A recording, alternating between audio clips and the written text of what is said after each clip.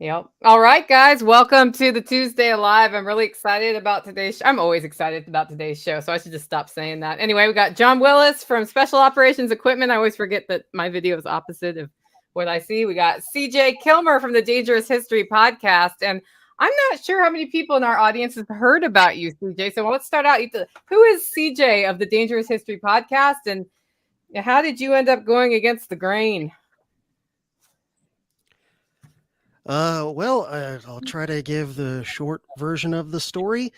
Born and raised a Florida man, and kind of went with the flow in terms of going to college. Not sure why, but despite not trying very hard, I had good grades and good test scores and whatever. And I didn't know what the hell I wanted to do, and so I ended up just picking history because I was interested in it. I had happened to have um, one really good history teacher in middle school, one really good history teacher in high school. And so I was like, all right, I guess I like history, so I guess I'll do that. So I got a bachelor's degree in history, which is, kind of useless. So I was like, well, I better go to graduate school. So I went to graduate school up at University of Tennessee in Knoxville, and I was working on my master's degree and had my first kid while I was doing that, and got to the end of my master's degree, and I, passed my master's exams and everything with flying colors. And basically, my advisor was like, "Hey, if you want in on the PhD program, like you're pretty much just a walk on." He actually said something like, "As far as I'm concerned, you're already operating at a PhD level right now." So I was like, "Oh, that's cool." But I decided not to go on to a PhD, partly because I was just kind of tired of graduate school, and partly because I had a kid and some other family stuff going on, and it was not going to work real well. And the thing is, at least in history, from a master's to a PhD, like you don't learn anything new or special. There's not like some special secret esoteric knowledge that you get Wait a imparted to. minute. It's just like, There is not a super secret PhD handshake that you get in history. Are you sure about that? no, you learn it when you're working on your master's degree. Okay. So Okay. I already know it. I already know it. But basically, all you do is just like keep taking the same sorts of classes for a few more years, and then you write dissertation, which, I had already written like a master's research project. So it's just like, all right, you just write a bigger version of that. And it's one of those things like, if you're lucky, 10 people will read it, maybe your dissertation. And I don't know, I just didn't feel like doing it anymore. But I had to figure out how to make a living. And so I had met a guy, one of my fellow graduate students, who taught at a community college there in Tennessee, and he was working on his PhD while also teaching. And he let me know that the only full-time college teaching jobs that you can get usually these days without a PhD are community colleges. And so I was like, well, I don't really want to teach high school, so let me try for one of those full-time community college gigs with my master's degree now. In my first year, I taught just as an adjunct part-time at two different somewhat fancy private colleges, but they wouldn't hire me full-time without a PhD because academia is basically like a Hindu caste system as far as in a lot of careers, if you don't have all the formal qualifications, but you can clearly show that you can do the job, they'll, bend the rules or waive them. But academia is like super, super rigid about that stuff. So, anyway, after a year of teaching at two different colleges part-time, I got a full-time job at a community college here in North Florida. And I was there for the next 15 years. And basically teaching college, but not making any more money than a high school teacher makes. In fact, there's probably a lot of high school teachers that are making more money than I was. But then 8 years ago, I started a podcast called the Dangerous History Podcast. And I started it just sort of like as a hobby, I don't know, let's see if this can work. Started as a hobby, eventually kind of grew into a little side hustle. Oh, I'm making a little extra money. That's kind of neat. And then, last couple of years, I had been gradually just getting more and more burnt out and disillusioned with academia, like pretty much from the get-go, but it just seemed to get worse every year. And so then the last couple of years, a lot of the stuff related to the COVID was just really ruining what I still liked about the job. And finally last summer, I was just like, I can't do this anymore. And so I did a crowdfunding campaign to basically get the, startup dough to break away from the job. And so I left the job in August after 15 years I quit and resigned, and I've been trying to turn this Dangerous History podcast thing and a few other projects I've got going into a full-time gig. So yeah, that's where I'm at. Yeah. Well, and you have a good followership on that, and I understand why. So I've always, my favorite episodes that you've done are your Woodrow Wilson ones. I don't know why.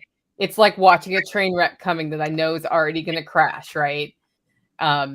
Just because you talk about how the progressives take over, and they're taking over from both sides, and it's really well done. How many? I haven't heard them all yet. How many episodes do you have on it at this point? I've got 8 published. I've been working on part 10 literally for months. I'll record an hour here, a half hour there, whatever. It's going to be another one of those like 4 or 5 hour ones probably when it's all done. Really good for a long drive, guys. Yeah. And as far as people will ask me, like, how many do you think it'll be, total by the time you're done? And my guess is probably at least 15 total episodes on Woodrow Wilson. And yeah, a lot of them are quite long. And, the thing is, a lot of people in our circles, they're a little more knowledgeable about history than average Americans walking around. And so they know, like, if you're at all libertarian or conservative or anarchist or anything non-progressive, basically, Woodrow Wilson is one of the biggest, villains in American history. And they often know a lot of like the big, reasons, like, oh, the Fed was created under him, the income tax came in under him. He got the U.S. into World War I, which was a disaster for the U.S. and for the world ultimately in terms of its effects.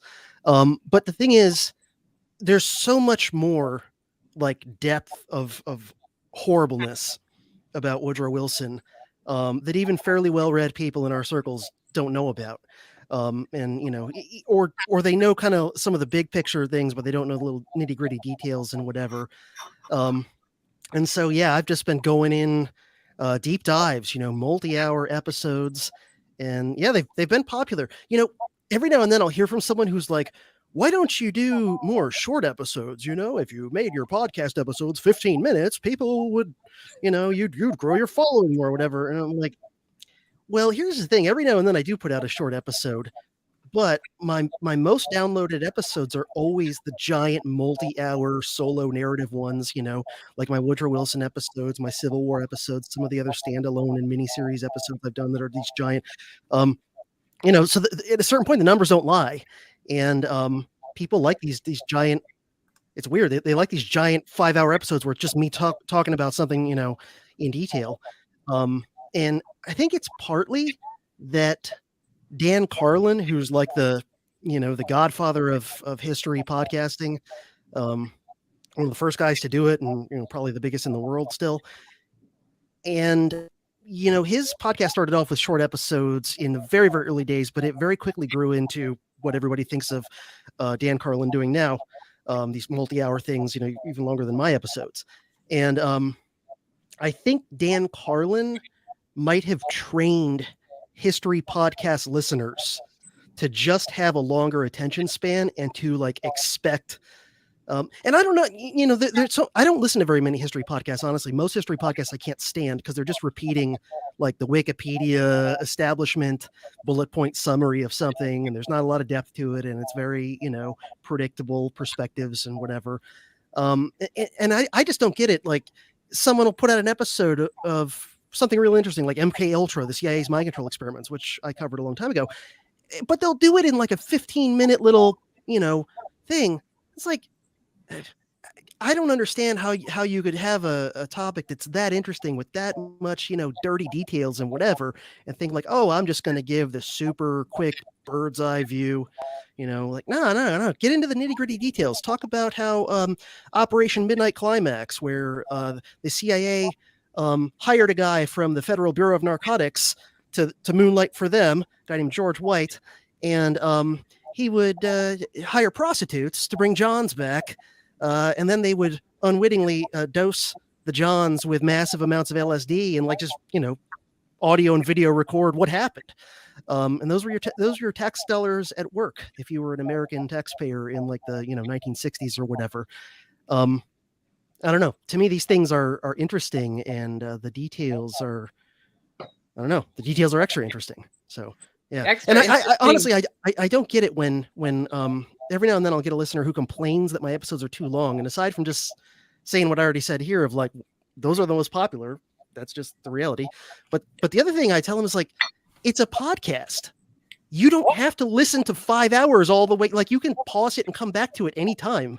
You know, if you're using just about any podcatcher app, it'll save your spot. You know, if you've got a 20-minute commute to and from work, listen to it 20 minutes at a time. Like no one's putting a gun to your head saying you have to listen to it, you know, start to finish. Yeah. John's really good at turning feedback like that into money. How do you monetize that? Like, how are you paying your bills? Like, 'cause we do a ton of content, but I don't really publish a ton of it to podcast apps. So is it sponsors, or how do you make money? I do some ads.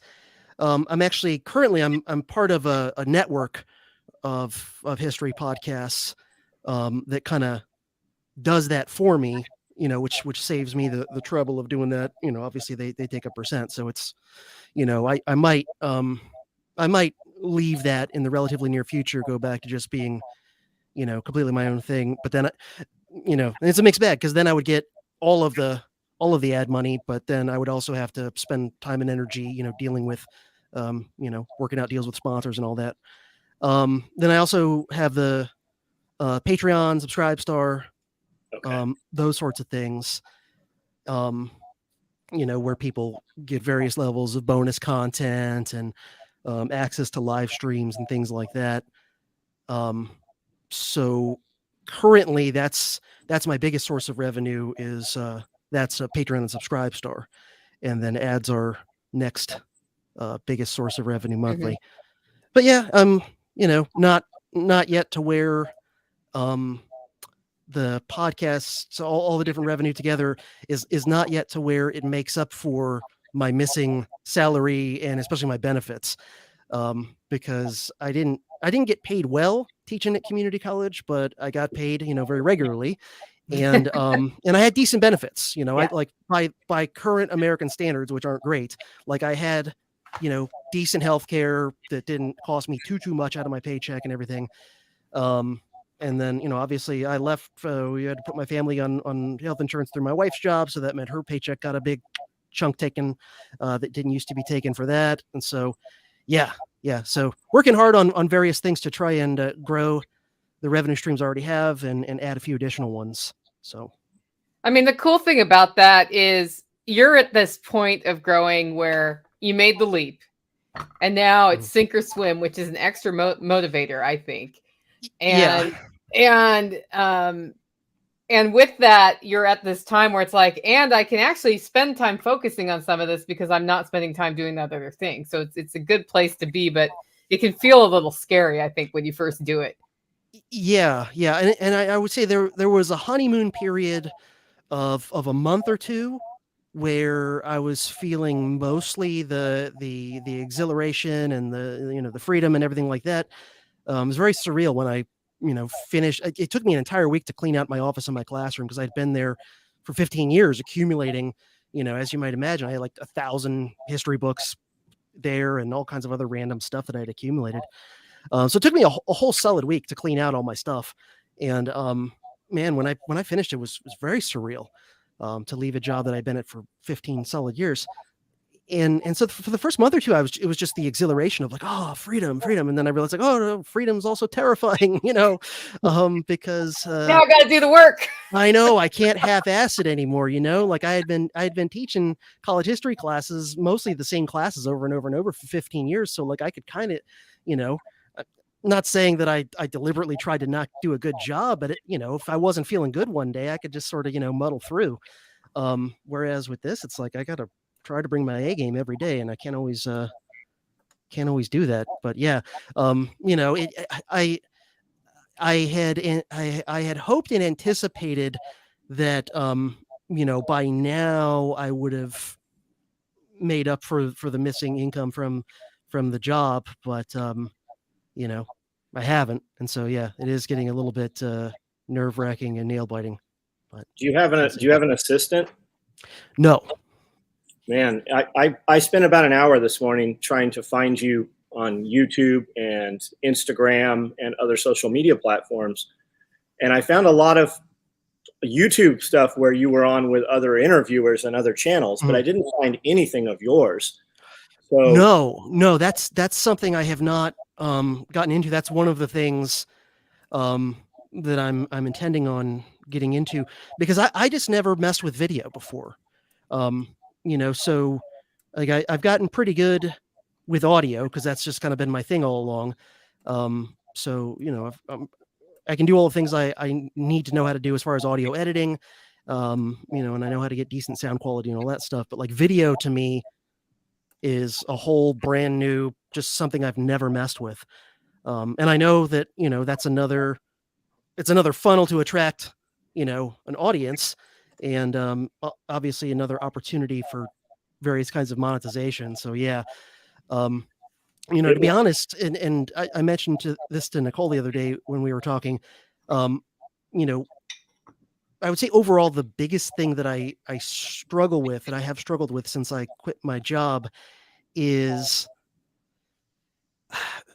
kind of time management, prioritization, and shifting, from like the different hats that you have to wear for this kind of a career. I still struggle with like the opportunity costs of, well, if I work on this one thing over here, I'm not working on these other things over there. And it's always a struggle to me because, like, for example, okay, if I'm going to take however many hours or days it takes to really, get my stuff together for doing video and really learn how to do that reasonably well. Okay. But then that's time I'm not spending, working on some other way to have another, income stream. And it's also time that I'm not spending working on the next Woodrow Wilson episode or whatever like that. That's going to get me ad money and more listeners and whatever. So it's, that to me has been the biggest struggle, and still is, I've got all these different things I want to do in various stages of planning or, behind the scenes already working on or whatever. But it's it's the opportunity costs and the prioritization and all that stuff. So we record, we just have a camera in front while we podcast, and we rip the audio file, and then we just have the video file also. So it loads to YouTube, and as a byproduct, it auto dumps to Rumble and, a couple of other platforms. And then a couple of my guys, they grab the hook, the catching or shocking piece out of that, and they do short form content onto Instagram and Facebook and TikTok and, Twitter and stuff. But it's those little pieces every day. Guys are like, hey, where do we hear the rest of this? What is this from? And it is just like, we put up a TikTok page just for the podcast last week, and it had been up 12 hours. And we woke up in the morning and had 3.5 million views on one of our posts and 3,500 comments. So that's what's driving. And I mean, man, it will just grow you. It'll be just an enormous balloon very fast. People are hungry for that. Yeah. And I think, CJ, the way you do your podcast is you don't necessarily sit and just record one all at one go, right? Is that correct? Not for anything that's like much over an hour usually. Yeah. I mean, if it's a shorter episode, 45 minutes to maybe a little bit over an hour, I can probably, sit down and bang it out, maybe pause a couple times to go take a leak or something. But, yeah, definitely for those long multi-hour ones, I'm recording them in chunks. Because something that would be easy to launch on YouTube would be exactly what John's saying. It's just you recording live and they watch you fix the mistake if you have to go back and edit something out. That's how I started. And it took no time as long as I let go of they're going to see me make a mistake part of that. And surprisingly, people liked it. And then I started doing live streams because people wanted to interact, just a scheduled live stream. Like every Friday, I do one now. And for me, that means I don't have to edit video, and I don't want to edit video. And so I don't edit video. I'm not currently outsourcing the editing of video, although that is in my future. But I don't know if that helps, but that can get you a foothold and start that funnel coming. And then there's a tool that John Willis told me about, which is called repurpose.io, that you can connect to YouTube or whatever, and it takes your video, and then you can cut out shorts from that and publish them to all the different places, like TikTok or Facebook Reels or all of these other places, and it makes it a lot easier to manage all that with a tool like that, instead of individually uploading every freaking video to every freaking platform. Right. So it almost is like performing the function of like an RSS feed where it just automatically syndicates it to multiple places. Okay. Yeah. I mean, go ahead. Well, this is all really interesting to me because I mean, like I was saying, when it comes to video and all that, like I'm, deer in the headlights noob as far as that goes, and like anything else, like it's very overwhelming when you first, start to figure out something like this. Yeah.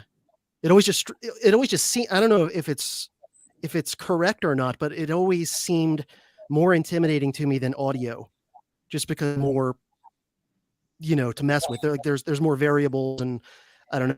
Maybe I'm wrong. Maybe my perception is wrong, but it's always seemed to me like it would be more complicated to edit and it's not. publish I mean, video. So editing the video. Are you on a Mac or a PC? PC. Yeah. Okay. I don't know. I was gonna say the tools I have on my Mac make it very easy. It's just, I mean, I think I have, what is it, iMovie or whatever done. But I also used, what's the one everybody uses? It's Final not Cut. Premiere? Final Cut, Premiere. Final Cut. Yeah, Final Cut is it costs some money, but it works much like your audio editing, except for there'll be frustrating things like how to get the video in and then how to separate audio from video and do edit. Like, it's not that bad though, once you figure it out. And if you start with a live format where, like we're doing right now, you don't have any editing. And then, then you're done. And I know like Canva, you can edit little videos and little teeny tweak edits. It's not a great tool, but it does it. And if I need to splice two videos together and don't feel like going to my computer, I can do it on my phone with that. And it's built in, I think, this is an Android, but it's built into the camera feature here to be able to splice videos together. So I don't know. Part of it's like, I don't have to be a perfect video editor. That's my thing right now. So my first 2,000 videos had no editing at all and no sound. Like we just had a Rode mic on the front of a camera bouncing around really. And now we have soundboards and, arms and everything.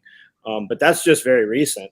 But cutting to short form content, man, I would hire a kid. Like find 15-year-old, 18-year-old that knows just short form content and just take that shocking piece in there, especially if it's somebody who is interested in the content you're putting out, because they'll listen to it. Oh, we got to put this up. We got to put this up. We got to put this up, because we're just using that to drive those people to be listeners, right? We want to hook them, catch them, and then now they're hungry for more. So they'll interact with it, and you'll make some money on those platforms. But the goal is to drive them to the podcast to become a member of the Patreon. Yeah, it's just advertising. Okay, yeah. So it's a gateway drug. Yes, absolutely. Okay. Yep. Yeah, actually, I might talk to one of my kids. Yeah.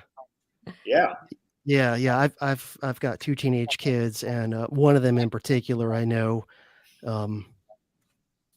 messes with. They don't do much social media. Honestly, we've kind of steered them away from that. Like we're not draconian about it, but we keep it kind of limited, kind of on a short leash kind of a thing. But and so as a result, I got a couple of weirdo kids that would a lot of the time would rather just like sit and read a book outside than be on their devices all day long, like all their classmates. But I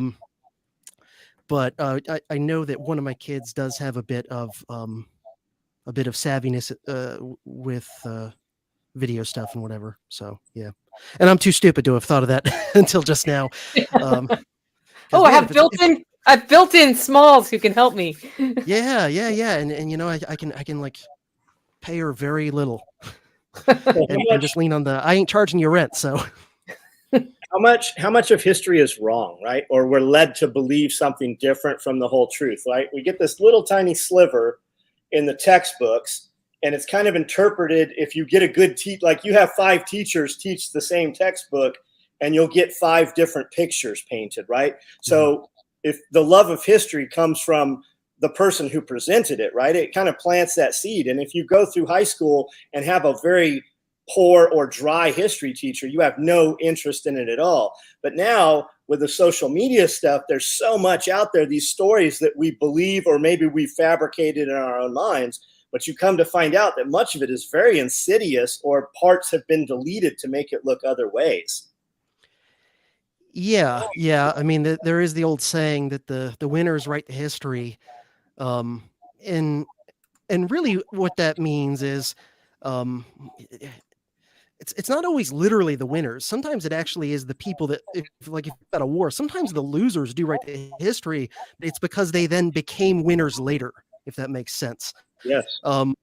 George Orwell said something, there's a line in 1984. It's, he who controls the past controls the future. He who controls the present controls the past, something like that. So it's basically saying, like, whoever, in terms of like institutions, organizations, parties, whatever, whoever has power now is going to exert influence or even outright control on what people are told about the past, right? And so by shaping the narrative, as they would say today, you're able to exert influence on what people believe about the present and believe about going forward in the future. So, for example, let's say, I don't know, this sounds far-fetched, but like, let's say the economy's not doing real well. Whoa, no. I know. Impossible. This is the United States of America. I know. And the president told me that and his press person, whatever, said it's actually going great. And the fact that I can't afford groceries is just a sign of how great it's going. But let's say you're living through a bad economic time. Your perception of previous bad economic times, like let's say the Great Depression, what you believe about the Great Depression and what did or did not cause it and what did or did not fix it is going to be one of the biggest influences on your belief of what we should do now, right? And so if you believe, for example, the standard mainstream narrative that like, oh, the free market caused the Great Depression just because that's what free markets do. And thankfully, FDR came in and gave us a nice big dose of, oh my gosh, semi-socialism and corporatist kind of fascistic economics. Really, I mean, really, the New Deal in many ways is more like fascist economics than socialist economics. But you believe like, oh, and that's what solved the Great Depression and whatever. So if that's your belief, then when the economy does badly now, that's what you're going to be, voting for and advocating for. You'd be like, oh, we need a New Deal, whereas if you believe that, the Great Depression was in large part caused by a bubble that was caused by the Federal Reserve, which is a government, thing, and actually, no, the New Deal didn't fix the Great Depression. It actually prolonged it. Then you're going to have a very different, set of things that you want to fix the economy now. So, that's just one obvious example. Or if you believe the standard narratives of the wars, right? That like, oh, the United States only ever fights, for truth, justice, and the American way, and to save the oppressed. And, all of our wars that we fight have nothing but positive, benefits for us and for the world, other than Vietnam. Like that's the one we can. It's sort of like Nixon is the one bad president until Trump now. There's always like the one bad egg they can point to and be like, yeah, but all the rest of them are great. Vietnam was a mess. We realize that now. But every other war, was fought for good reasons and had all these positive effects. Well, then if you believe that, then when some idiot's like, maybe NATO ought to jump in directly against Russia right now, you'd be like, yeah, World War II was nothing but a hoot and a fun, adventure, a fun moralistic crusade where the good guys won because the good guys always win. And so, yeah, why wouldn't we want to do that again? It's been 80 years since we did one of those, been 80 years since we got 20 million people killed in a few years. So why not? And after all, World War II, And this is one that conservatives will often tell you. They'll be like, "Oh yeah, the New Deal didn't fix Great Depression. World War II did." You did. Oh, great. So now if you believe that, then you're like, oh, that's another reason we ought to be looking to get into a war with Russia or China, or why not both? The last big war that was so much fun was a two-front war. We should do another one of those with one country in Europe and one country in Asia simultaneously. That was great. Or maybe try three. Hey, why not try and take on half the world? Yeah. So yeah, definitely. Powerful institutions. Obviously, government's a big one, but it gets harder every day now to tell the difference between the state and the corporate world, right? These things get, like all the Twitter files are showing us, like what we all pretty much knew, but can now prove. And so, it's not just governments directly, it's foundations, educational institutions, and things which are sometimes connected to the government, sometimes not. Think tanks, corporate foundations like the Ford, Rockefeller, and Carnegie foundations have been huge into influencing education, including history, and now the Gates Foundation is in on that stuff too. Aside from trying to, foist medical treatments on you, they're also trying to influence how things are taught. So yeah, I mean, it's in most cases, it's not that they're, when you're getting like an establishment narrative of some historical topic, it's not that you're being told like outright blatant lies and fabrications. Usually what it is they use lying by omission. That's actually one of the most powerful tools to deceive somebody. And kind of the flip side of it, which is cherry picking, right? Which is being very selective about. It's dangerous to tell people things that are just blatantly factually false, because especially in the days of smartphones and Google and whatever, like you can fact check specific claims of fact to see if they're true or not pretty easily. And so it's very dangerous to tell a bunch of just outright fabrications, because somebody might actually, check into that and go, oh, this person just said 19 different things that are just blatantly false. And then you've lost all credibility with that person. But much better is if you can cherry pick certain specific facts into a very carefully curated narrative. And every one of the facts in your narrative might actually be true. If somebody just looks up those little specific things a la carte, true. But maybe you left out another 100 facts that, when added into the facts you did share, drastically alters the overall story and perception, right?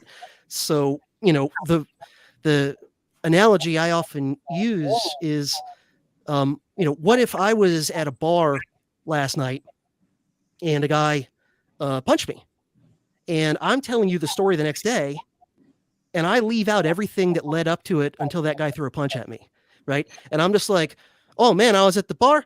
Crazy Yahoo hit me because he's crazy and evil and probably hates freedom. Well, if that's the only version of the story you're getting, you're going to be sympathetic to me. You're going to see me as the victim. You're going to see the guy who punched me as just completely unhinged evil aggressor. But what if I just left out of the story that actually for a couple of hours before this guy decked me, I was getting up in his face, I was talking trash, I was insulting his lady, and maybe he even multiple times was like, hey, dude, just get out of here, go away, whatever. And then finally he lost it and took a shot at me. It's like, even if it's true that he was the first one to take it physical, and yeah, he shouldn't have done that, and yeah, he is the aggressor in that sense, doesn't it drastically alter your overall perception of what happened? And you'd be like, yeah, that guy shouldn't have thrown the first punch, but at the same time, you have broken the living hell out of him. Like, why didn't you just mind your own business and this wouldn't happen, right? And so, most wars are like that. Most wars are like that, where you're like, oh, look, Putin invaded Ukraine. It's like, yeah, if you just drop the needle on that story, a little less than a year ago in February, it's like, oh yeah, look at this. This guy's just invading for no reason because he's crazy and evil and wants to conquer the world. But if you actually go back and look at, like a decade or more leading up to this, it's like, it's not exactly unprovoked, right? Not saying it's justified, not saying it's okay that he did what he did, but it's the same thing with Pearl Harbor too. It's like, I'm not saying it's good or okay that the Japanese attacked Pearl Harbor, but if you think they just woke up one morning and are like, we hate America because America is good and good is dumb and we're evil, so it's like, no, they were provoked for years and then finally took the swing, right? So wars are often where history gets the most distorted for obvious reasons. And in modern times, especially ever since World War I, this is another thing I kind of specialize in, is propaganda and how propaganda has been used. And really the modern age of propaganda starts with World War I, a little over 100 years ago. And, there's everything came together in the early 20th century for propaganda to go like next level beyond because propaganda is as old as civilization, but it really takes off in the early 20th century. And it's a perfect storm of, you have all these new technologies like motion pictures and, all these sorts of things, combined with, more governments around the world, at least, are going through the pretense of, we're a democracy, we represent the people. So you need the people to, kind of go along with it. And you have to have people willing to put up with things like conscription, increased taxes, shortages of goods, losing loved ones in the conflict. And so you need to convince people that this war is good and worth fighting for, and we're the good guys, of course, and it's completely the other side's fault. Everything is on them. They're 100% to blame. We're 100% innocent. And so that narrative always gets pumped out during the war. And then, unfortunately, that ridiculous propaganda narrative that's pumped out during the war very often just becomes the history, or at least the first draft of the history. Yeah. And it oftentimes takes a long time to where people's like passions and whatever have cooled, and maybe even the generation that lived through that war is gone. And people are able to then go back and look at it with more of an objective eye and say, because you could imagine if, let's say, I don't know, you brought up any issues with the standard U.S. propaganda narrative of World War II. Imagine if you did that in like 1946, right? There'd be like a zillion World War II veterans who would like want to strangle you for even raising things that just make it a little bit more complicated and murky, right? Well, we see that now. Like if you had dared in 2020 to question things about COVID, what happened? I mean, like, what literally happened to people who were like, oh, nope, this is an unconventional. I just want to know the answer to the blood clot question in the shot or any of these other things. And it was just like attack. Yeah. I have to say, I've been, I lost the genetic lottery on a number of things. And one of them is, I have serious clinical depression in my family tree. And so I'm genetically predisposed to it. And then I had, enough childhood traumas and things that it, sparked off those genes and whatever. And so I've struggled with depression, like real depression, my whole life off and on. And, the last couple of years, really probably the lowest point, at least of my adult life. And a lot of it has to do with the insanity of the COVID regime and then everything else that went along with it over the past couple of years and just the insanity. And kind of lost my train of thought of where I was going with that. But now I remember where I was going with that. It really disturbed me as a guy who has studied the history of propaganda for like 18 years at this point, something like that, like seriously studied modern propaganda. It really disturbed me how much like stuff that I thought wouldn't, methods and techniques of dehumanizing people, of witch hunting, essentially, of, dehumanizing entire groups of the population, of getting people to, snitch on their neighbor and, be volunteer assistant Stasi, stuff that I was familiar with from studying like what happened in this country during World War I, which I'm going to be covering in some upcoming podcast episodes. But, under Woodrow Wilson in World War I, the United States had draconian censorship. Thousands of Americans were sent to federal prison just for saying or writing things the government didn't like. And Not only that, but then also private citizens and organizations like deputize themselves to be like assistant, feds. And there were formal organizations, like there was one called the American Protective League, which was not a government organization. It was founded by some private citizens, but the government kind of like almost sort of like semi-deputized them and like let them kind of do whatever they wanted to. This was not a law enforcement agency, but they made themselves badges, and they like played on ambiguity. Like, so imagine a guy in like a trench coat and a suit shows up at your door and flashes a badge that says American Protective League. You don't know what that is. And especially imagine if you were like a recent immigrant to the United States, you don't know what's what. And he's just like, oh yeah, we got to, search your place or whatever. And you're like, really? Why? He's like, do you really want to, cause trouble here, whatever. I mean, they were basically like making themselves the feds. And then there were also informal like lynch mobs and things. There were horrific cases where, an anti-war activist gives a speech and then gets like, horribly beaten or even killed in a few cases.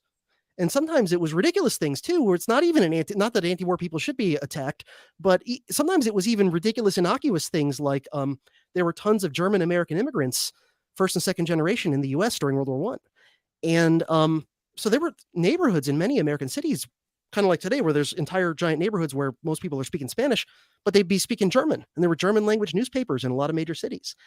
And, these people were getting persecuted just for their ethnicity and the fact that English might not be their first language. Like there was a case where a Lutheran minister, I think it was, in a Midwestern city, performed the last rites ritual to a dying elderly woman who happened to be a German immigrant to the U.S.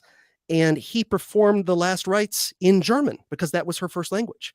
And some, Anglo-American overheard this and is like, oh no, he's an agent of the Kaiser. He's speaking that evil, filthy language, and beat the guy, And so when I saw like how the COVID regime was going, and then how a lot of the race riots and connected stuff to that was going in 2020, like I saw all this coming.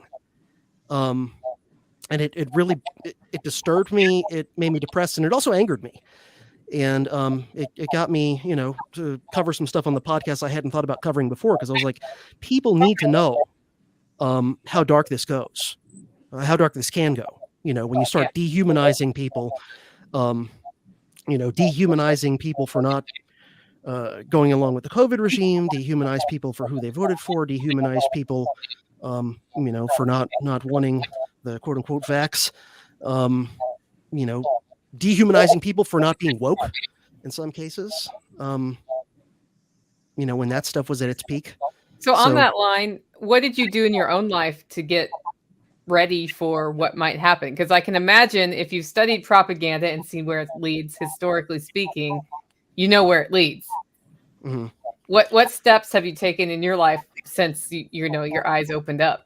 I mean, I think your eyes were already open, but I think they were more open after 2020, correct? Yeah. I mean, I've always been what I would call a moderate prepper. I'm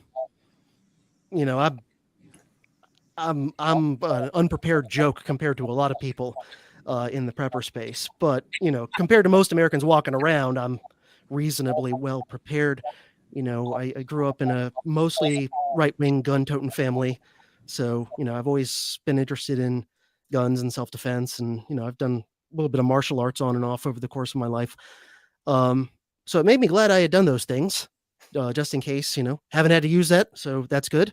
But man, there were some times over the past few years where I'm like, is the zombie apocalypse going to be coming to my neighborhood? Thankfully, I'm in a fairly quiet, mid-sized town in North Florida that's, hasn't had any terrible stuff happen over the last few years, but plenty of other cities and towns have, and then, I've grown up and lived in hurricane zones. So, I always have the basic preps as far as that goes, got my Berkey water filter, got some stored, canned and dehydrated food and things like this. So, that kind of stuff, basically, I just kind of increased it a little bit over the last few years. I have to say that some of the things that have been in short supply over the last few years have surprised me. Some of it just seems like random. at times, where like you'll go to the grocery store one week and there's no tuna. And then you go a couple weeks later and there's plenty of tuna, but now frozen peas are just gone. It's just these weird rolling shortages. The current one that's been annoying me lately around here, I don't know if this is nationwide or just in my area, honestly, is half and half to put in coffee. Is that everywhere? Too. Okay. Yeah. Yeah, it's bizarre. And then of course, the cliche of 2020 is the no toilet paper. Toilet paper. I was okay in that one because that's something I usually have a pretty good stock of toilet paper tucked in a closet. And again, part of this is just growing up in a hurricane-prone area my whole life. Especially something like toilet paper, it's never going to go bad. So why not? Yeah, only if a mouse gets to it. So don't put it where the mice are. Yeah, no. They'll turn it into toilet shreds. Yeah. Ask me how I know. Yeah, that's the basic stuff I do. I don't really do much gardening. I've done a little bit of it off and on. It's one of those things. The house I'm at now, I've only lived in for about a year, and I thought about putting in like some raised beds and stuff like that, but I don't want to do that until I have a nice fence all the way around my yard, and currently don't have the funds for a fence. So you need a GSD crew. GST? Get shit done. That's when all your friends come and build it. Yeah. Unfortunately, most of my friends that are local are actually like elderly relatives and things. So not gonna work. Okay, here's a question. What are the best sources for historical research? From One Step Closer. The best. That's a hard one to answer. I mean, it really would depend on... What are some good ones? It really would depend on what you're looking into, but what I always do is I start by just casting the net wide, because there's always multiple schools of thought and interpretations on any kind of big history topic. So I normally start off with a very wide angle, lens or a wide net, and try and figure out, what are the various schools of thought or interpretation on this thing. And there's usually at least two, and very often there's more than two. Like the Great Depression, there's at least probably 5 or 6 different interpretations of like what caused it, why did it happen, why did it finally end. And so I would say start with like a pile of secondary sources, which are books, written by historians who have done research on it. Books published by major corporate press and by the academic, like Oxford Press or Princeton Press or whatever, those are usually, they'll often be ideologically slanted, but those are usually pretty good just in terms of like basic fact checking has been done, right? Occasionally someone will get busted for, manufacturing a source or whatever, but it's pretty rare. But I would say try to get several different books from different points of view on a topic and read them in parallel and kind of compare and contrast and figure out like what are the blind spots of this book? What's another book I can read that fills in the blind spots of that book? Might have its own blind spots, but have multiple books to kind of complement each other. And then I would say learn how to, if you don't already know, how to understand footnotes in history books. It's usually done in what's called Chicago style. And so if you know how to understand those and what they mean, then when you see a piece of information in a book, you can then look to the footnote, and generally try to stick to books that have footnotes or some other type of like source citation throughout. And then you can follow those breadcrumbs. So, I'll read for the Woodrow Wilson series, I've probably read 5 or 6 big biographies of him. And then when I come across something interesting or something where I'm like, I don't know about that or whatever, some reference, I'll track down the footnote. And these days, very often you can find what are called the primary sources, which are the original historical documents. Very often you can find them somewhere online. So, but you have to know like what it is that you're looking for in order to search for it. So let's say I come across like one sentence in a Wilson biography from some speech he gave. Go, I wonder which. It seems kind of important. And so I'll look at the footnote and it'll be like, Woodrow Wilson Message to Congress, April 12th, 1917 or whatever. And then I'll just Google that, Woodrow Wilson's speech to Congress, April 12th, 1917. And very often, you'll find it in a whole entire primary source. And so I would say if you really always try down to the primaries, and the primary sources are like the original historical documents from the time period. They could be a variety of different things. They could be government records. They could be texts of speeches. They could be, old news articles from the actual time period. Somebody's diary or journal, letters. In more recent history, it could be like emails, things like that. So yeah, if you really want to know, so always try and track it down to the primary sources, because very often you'll find things that were left out that are very interesting. Yeah. And, you never know if they were left out of a book by accident or on purpose in order to lie by omission, right? To manipulate the narrative. And then another thing I would say is try to, it's cool sometimes to be able to go to a real physical library, especially if you have access like a real big one. If there's a really big public library near you, or if you have access to a college or university library, look up the books on the topic and then physically go to the shelves and look at what's around it.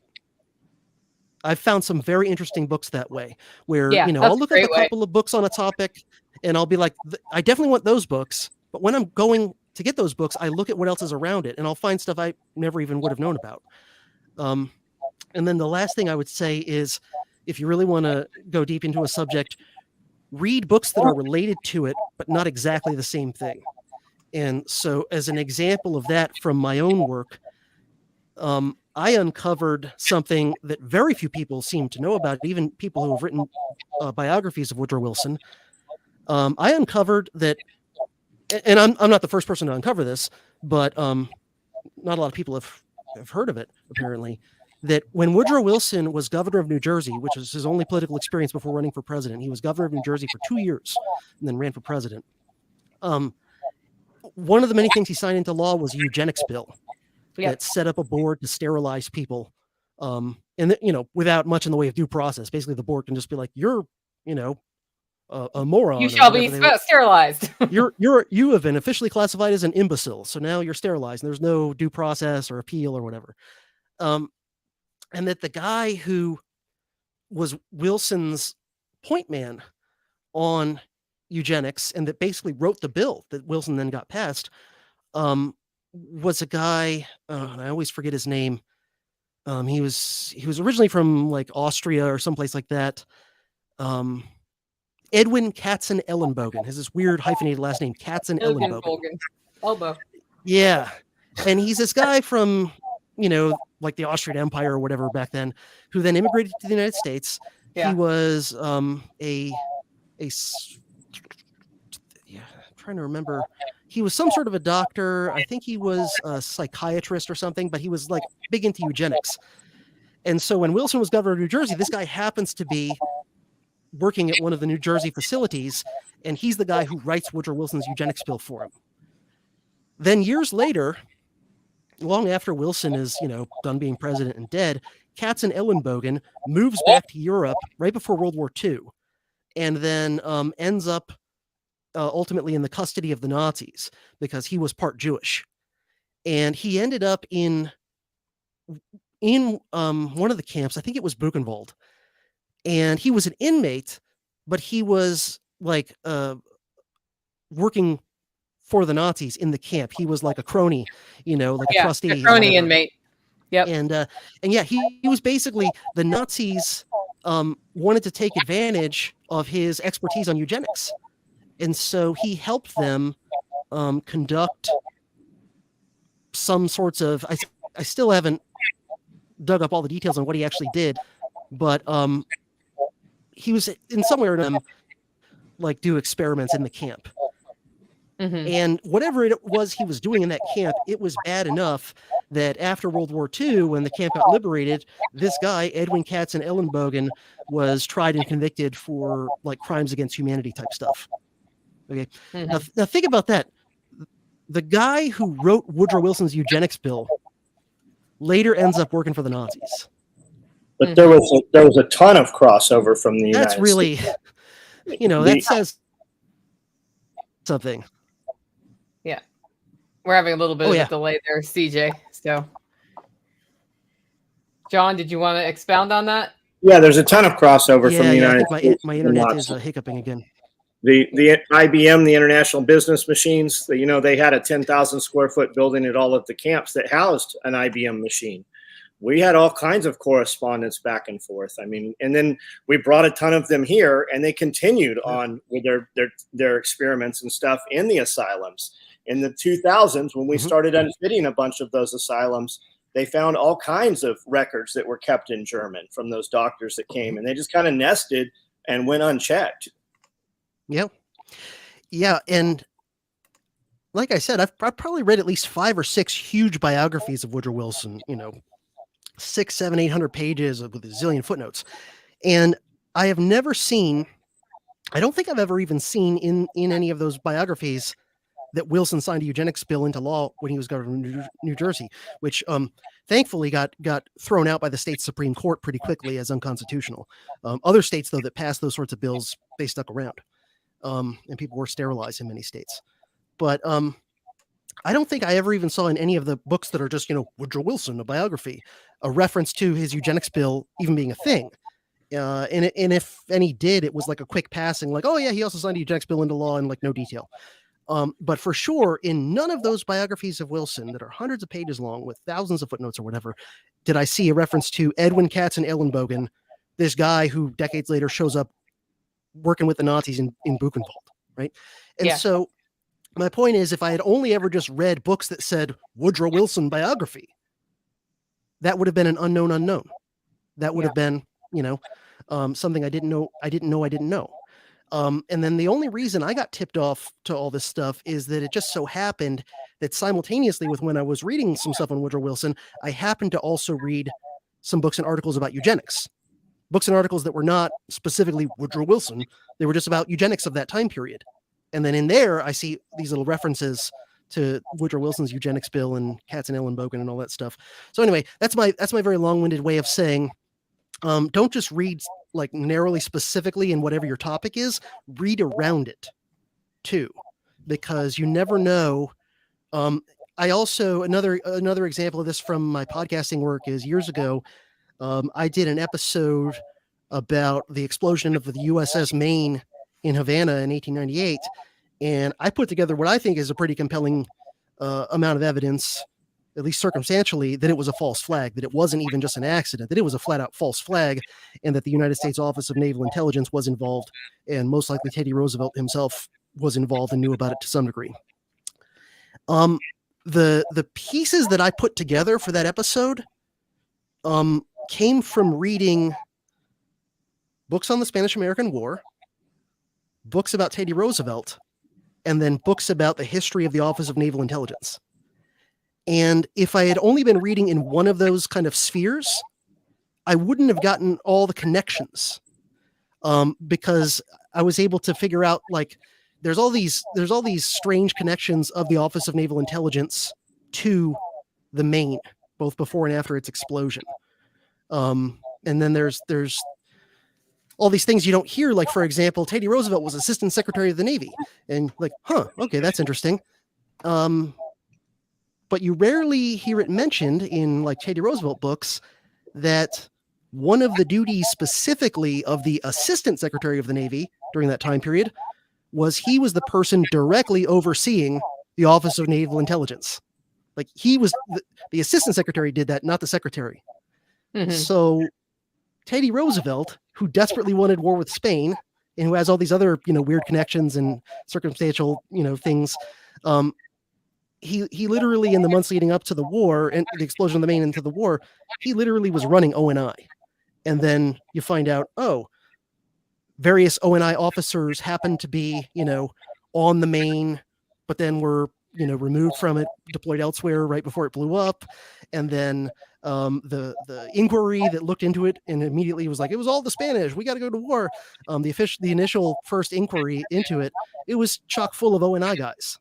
So it's like, they're connected to the Maine before it blew up, and then they're all over it after the fact, crafting the fake story, which almost everybody now admits the Spanish didn't do it.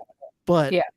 now the next fallback limited hangout position is, but it was an accident that they tried to blame on the Spanish because they wanted war. And I'm like, that's just the next, that's just the next fallback position. That's a limited hangout. It's false flag. But again, if I hadn't been reading in multiple related but separate topics, I wouldn't have been able to put those things together. That same scenario has been used multiple times forward. I mean, oh, yeah. How far are we from, paper, parchment, scrolls, and tablets? How far are we from now not having that because everything's digital, right? So you go 30 years forward from now, you might not even be able to research what happened today at this point.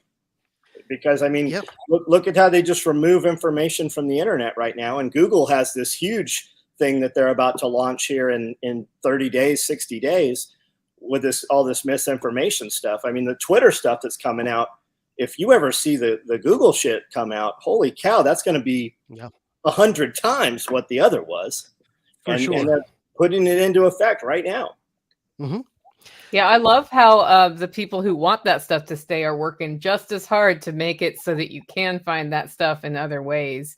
CJ, you told me that you had a hard stop at 2:30 your time, which is now. Yeah. I mean, I could stick around for like another 2 minutes or so. But, yeah, so I wanted to be sure. So what we haven't talked about is that you are coming to Camden, Tennessee, aren't you? Yes. On March 25th and 26th for the Self-Reliance Festival. And you're what are you talking about? So we're going to have him at Self-Reliance Festival, guys. If you want to meet him in person, that's selfreliancefestival.com. CJ, what's your topic?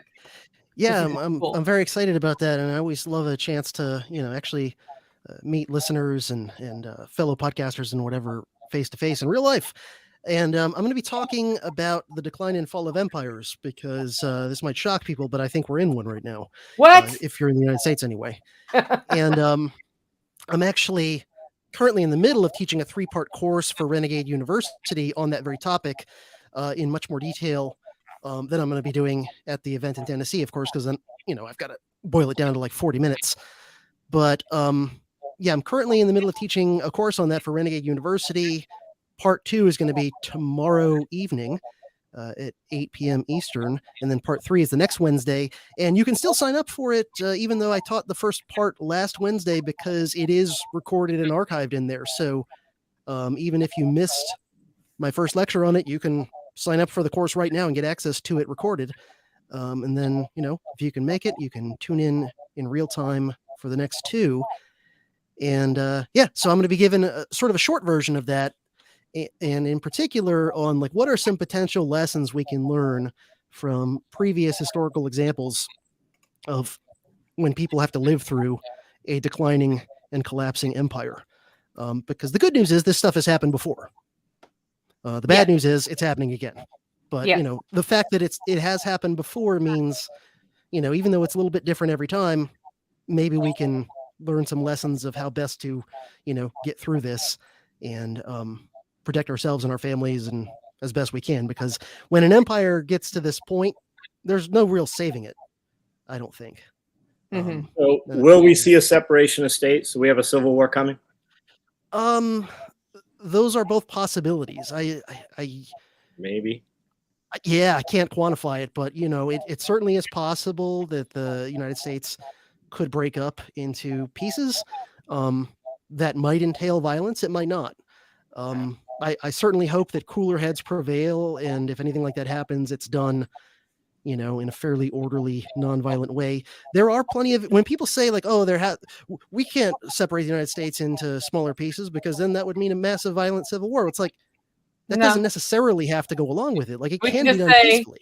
Meh. Yeah. It's United States East and West or North and South or however you want to do it. Yeah. The Soviet Empire, fell apart with relatively little violence other than in a few particular places.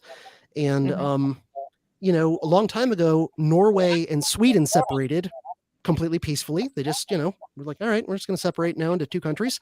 And in our own lifetimes, Czechoslovakia, turned into the Czech Republic and Slovakia. They decided to have an amicable divorce. Like, we'd each rather just have our own thing. And so, yeah, that to me is like one of the best potential outcomes to this is if there can be a largely peaceful separation. because this thing is unsustainable. That's like our best.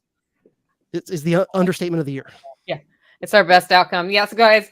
CJ can be found at profcj.org. That is where his just general all things CJ are there. Dangerous History podcast on any podcatcher if you like listening to podcasts. And as he said, you don't have to commit to all 5 hours at once, but they are interesting, especially good. I think I have once gone all the way through an episode at one time, and it was while I was driving from Florida to Tennessee. But really good information, and it gives you an interesting perspective, I think, when you learn about what he's talking about in the past and look at what's going on right now. It's not that we can necessarily avoid what happens next, but you can set yourself up mentally to be resilient, or as resilient as you can be through changes. And I think that's one that, I mean, besides the fact that history is just really interesting to listen to, that's another reason to look at that. It's like, what did people face? How did the people who get through it do that? Have I built that kind of resilience into my life? And that's a lot of what the Self-Reliance Festival is about, is getting your mind right, getting your heart right, getting your money right, and learning some skills, because it's if money doesn't matter, then skills do.